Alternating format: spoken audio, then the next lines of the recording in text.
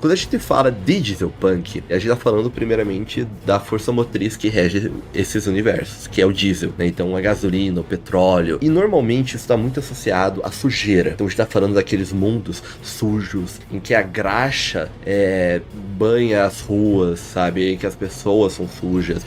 Não é um mundo de muitos luxos, é um mundo mais óleo mesmo, sabe? Puro óleo, as mãos manchadas das pessoas, a população, o rosto, a cara. E assim, a gente tá falando de cidades meio art deco, sabe? Assim, cidades muito pretas também, cidades cinzas, pretas. Mas são os monumentos das cidades de dieselpunk são aqueles que te causam claustrofobia, sabe? Aqueles monumentos que te engolem, que são monumentais. E só que, ao mesmo tempo, não é extremamente futurístico, sabe? Não é um cyberpunk da vida.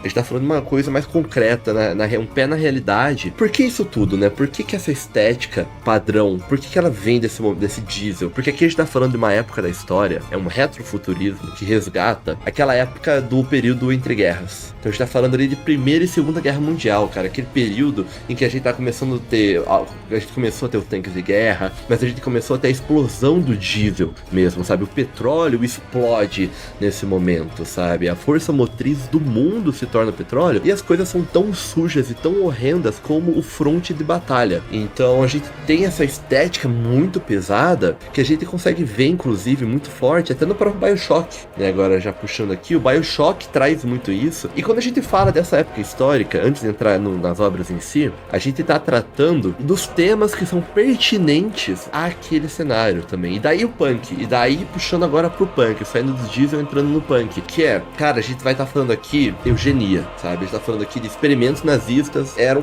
eugênicos, como não existe outra palavra, sabe? Porque tentar criar um humano perfeito, a raça perfeita, coisas assim, tão terríveis, mas que vão estar presentes nesse cenário. E não só isso, mas também como outras vertentes, como a criação de super soldados. O próprio Capitão América tem uma relação muito grande com essa questão de dieselpunk, sabe? Esse cenário de criar um soldado perfeito é uma coisa muito entre guerras, muito dessa época, sabe? Que o próprio dieselpunk resgata, traz com muita força. E daí você tem, a partir disso também, muitas outras coisas, sabe? Aí você começa a tocar nesses temas pesados. E o tema da própria guerra em si, ele é muito resgatado aqui, sabe? Dos horrores do fronte de batalha.